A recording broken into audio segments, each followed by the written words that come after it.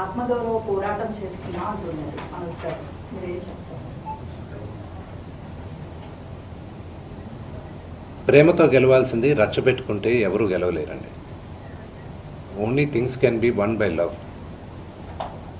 నాన్నగారేంటో ఆయన మనస్తత్వం ఏంటో ప్రతి ఒక్కరికి తెలుసు. అంటే నాన్న చిన్నప్పటి నుంచి నన్ను చాలా ఇష్టంగా ప్రేమగా చూశారు, కేవలం మీ వల్ల మాత్రమే ఇదంతా కూడా జరుగుతుందని ఆరోపిస్తున్నారు. మీరు శత్రువుగా చూస్తున్నారు, తమ్ముడుగా ఆయన గురించి నెగిటివ్ గా మీరు పోర్ట్రే చేశారు, అందుకని ఇష్యూకి కారణమైంది అని అంటున్నారు. నాన్న మీద ఎప్పుడూ నాకు గౌరవం ఉంటుంది అని చెప్తున్నారు మనోజ్ గారు, మీరేం చెప్తారు? దాని గురించి చెప్పేది ఏం లేదండి. వాళ్ళు పొట్టజించుకుంటే పేగులు కాలిపోయిన పడతాయి. ఫ్యామిలీ గురించి ఐ విల్ నెవర్ స్పీక్. చెప్పచ్చు, ఇమ్మెచ్యూర్గా కొంతమంది మాట్లాడచ్చు, చిన్నవాడు కదా అని నేను తను మాట్లాడచ్చు, అవగాహన లేకుండా మాట్లాడచ్చు. But I just keep quiet. మీరు ఎన్ని క్వశ్చన్స్ అడిగిన ఫ్యామిలీ గురించి, నేను నా ఫ్యామిలీ విషయాలు నేను బయట చెప్పను. మీ ఫ్యామిలీ గురించి మీరు అడిగితే మీరు చెప్పరు కదా. Same thing I will not talk about my family. మీరు ఫ్యామిలీ సమస్య అంటున్నారు, అదే ఫ్యామిలీతో నాకు రక్షణ కావాలని నాన్నగారు అంటున్నారు.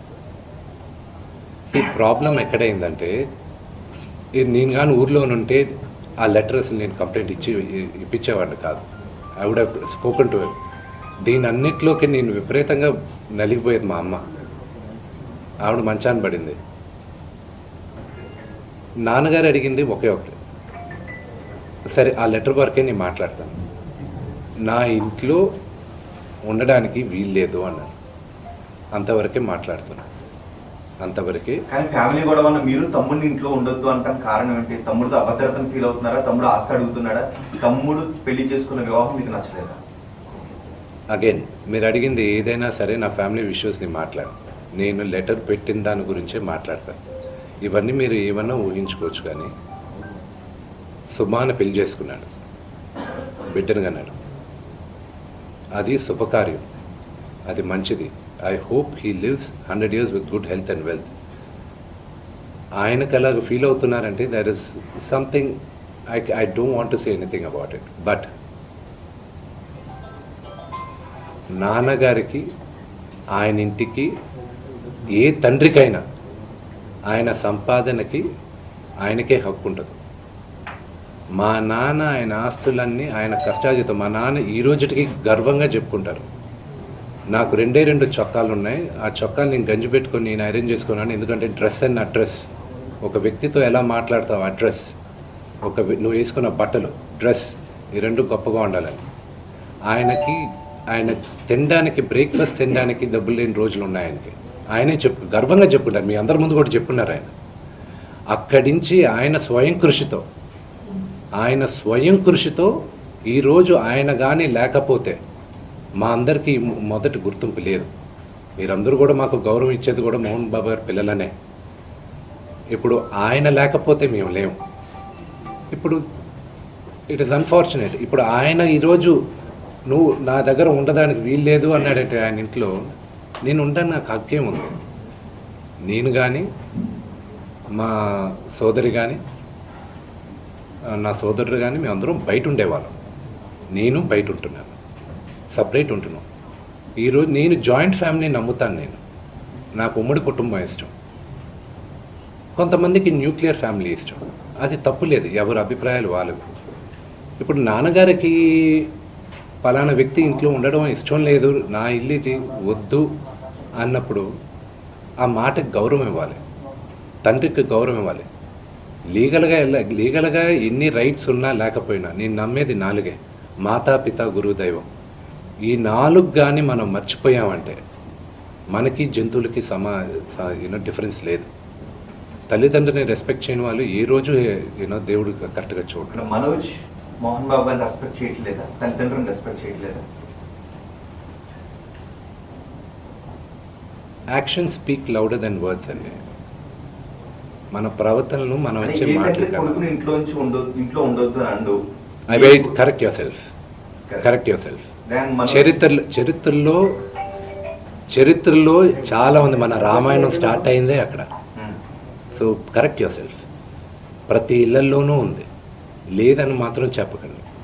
అది నేను ఇళ్లలోనూ ఉన్న రామాయణంలో దశరథుడి ఇంట్లో జరిగింది కాబట్టి ఈ రోజు చరిత్ర చెప్పుకుంటుంది. మోహన్ బాబు ఇంట్లో జరిగింది కాబట్టి ఇప్పుడు అందరూ కూడా చూడాల్సి వస్తూ ఉంది.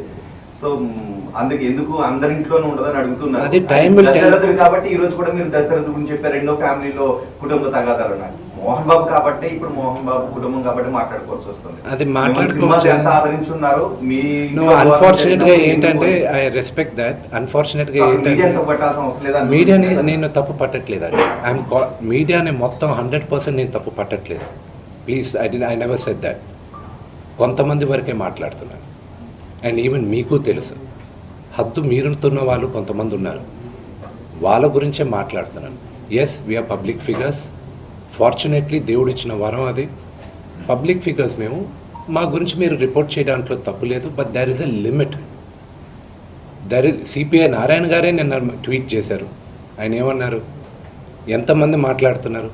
ఆఫ్ కోర్స్ స్వలాభం కోసం కొంతమంది రాజకీయ నాయకులు ఏదన్నా మాట్లాడచ్చు, కానీ మెజారిటీ ఆఫ్ దెమ్ ఎందుకు కొంతమంది ఇంత ఓవర్ యాక్షన్ చేస్తున్నారని వాళ్ళే అంటున్నారు. పెద్దలేగా వాళ్ళందరూ, సొసైటీలో గౌరవించదగ్గ వాళ్ళే కదా.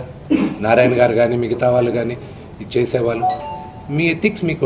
నా భార్య పేరు లాగుతున్నారు, 7 నెలల కూతురు పేరు లాగుతున్నారు.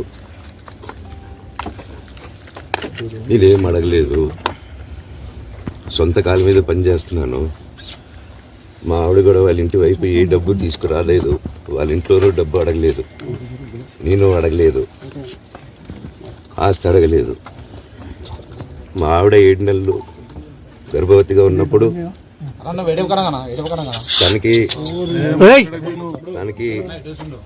7 నెలలు ఉన్నప్పుడు మా అంకుల్ వాళ్ళు ప్రతి ఒక్కరూ 7 నెలలు కాదు 7 నెలలు తను ప్రెగ్నెంట్గా ఉన్నప్పుడు మా అంకులు విజయవాడలో ఉంటారు. అండ్ ఇక్కడ కొంతమంది అంకుళ్ళు నాన్నగారు బాగా క్లోజు. మనోజ్, నువ్వు ఎన్నో సంవత్సరాలు ఇంటి బయటగా ఉన్నావు, నీ సొంతంగా ఉన్నావు. మీ నాన్నగారు అమ్మగారు ఒకరే ఉన్నారు.